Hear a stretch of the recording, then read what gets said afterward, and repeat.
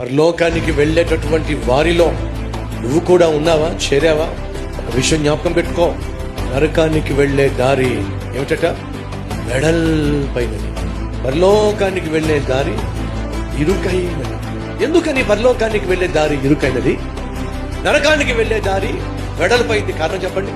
పరలోకానికి వెళ్ళే వాళ్ళు చాలా కొద్దిమంది కాబట్టి చిన్న మార్గం, పాతాళానికి పోయే లక్షల మంది కొంతమంది కాబట్టి చాలా పెద్ద రోడ్డు కావాల్సి వస్తుంది. నేషనల్ హైవే ఒకటి చూసారా, చాలా పెద్దది, అందుకే ట్రాఫిక్ కూడా జామ్ అవుతుంది.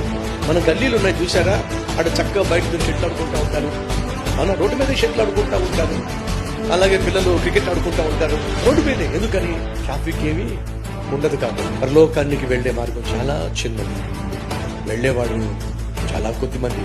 నరకానికి పోయే వాళ్ళతో పాటు నువ్వు పోతావా?